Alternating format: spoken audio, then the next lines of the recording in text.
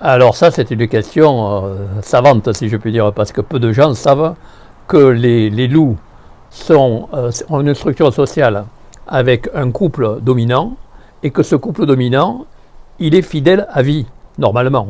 Il y a quelques exceptions dans le parc de Yellowstone, on sait que maintenant, c'est pas toujours pareil, il y a même des loups polygames. Mais enfin, normalement, quand ils sont normaux, entre guillemets, ils sont monogames, c'est-à-dire fidèles à vie. Et donc, ça, comme c'est rare les espèces dans la nature qui sont fidèles à vie, hein. Il y a les albatros par exemple, mais chez les canidés sociaux sont souvent fidèles, pas toujours, mais en tout cas, chez le loup, c'est fidélité absolue.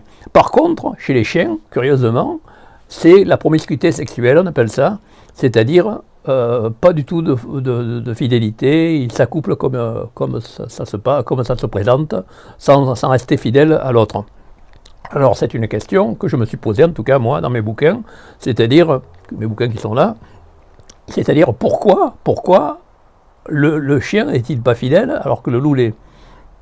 Eh bien, la réponse que j'ai trouvée, moi, enfin, la personne, je ne connais pas de gens qui aient traité ce problème, mais en tout cas, c'est que je pense que la fidélité du loup, quand on a voulu faire des chiens, c'est-à-dire qu'on a sélectionné des loups plus calmes, plus gentils, pour en faire des chiens, tant qu'on avait trop de fidélité, ça gênait les éleveurs parce qu'ils ne pouvaient plus accoupler comme ils voulaient les animaux entre eux. Et donc, parce qu'il y avait ce couple qui était indissoluble.